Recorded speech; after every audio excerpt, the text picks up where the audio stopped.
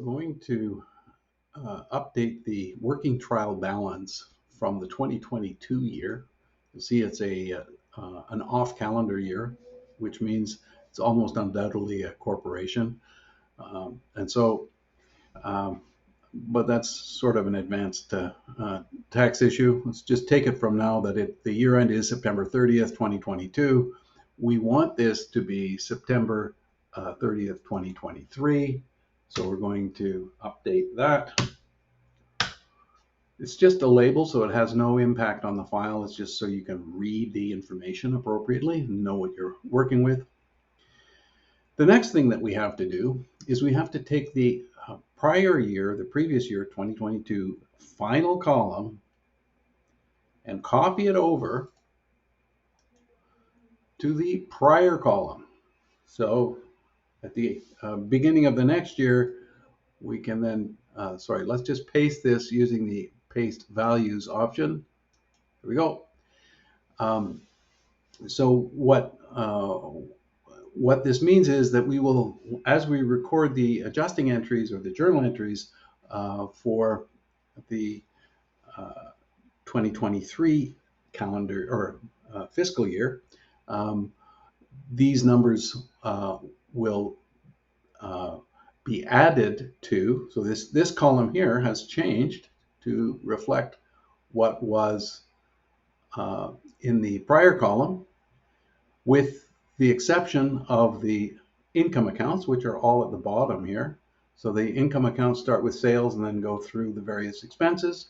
So we've only copied over the value from the prior column for the balance sheet accounts. We are out of balance by the amount of the prior year income. So we show the prior year income as a positive black number from a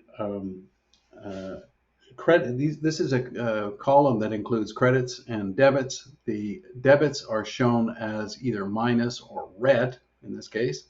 So that's a credit. It's out of balance. The debits exceed the credits by 39.35.27, which is the amount of the income. We have to close that to retained earnings. So we're going to add or subtract 3935.27. We're now balanced here. Next, we're going to go to the adjusting entries because these are the previous year's adjusting entries.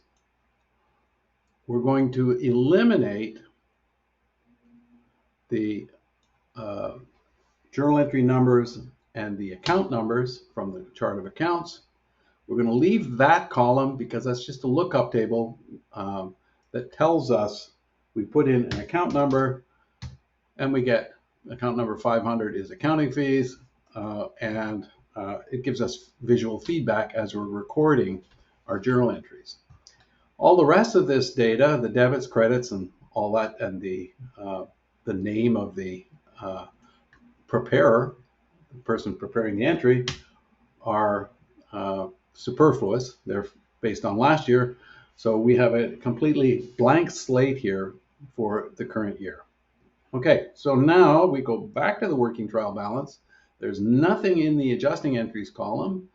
The final balance equals the prior balance, except that retained earnings has been added and there are no revenue or expense amounts. Those have to be added. Those get added as we post our special purpose journals or adjusting journals, journal entries in this tab here.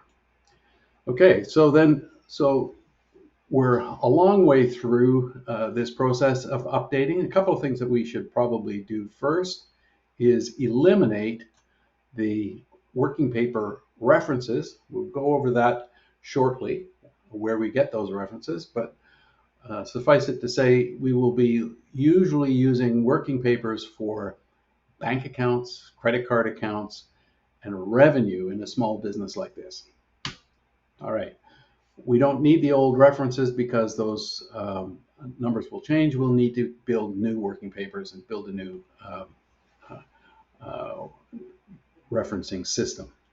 Okay, last piece here is we're going to update the pivot table, which should change automatically when we refresh it. So we're going to refresh it all, and once again, we have a zero balance here in the pivot table, waiting to get the updated data that we're going to be entering.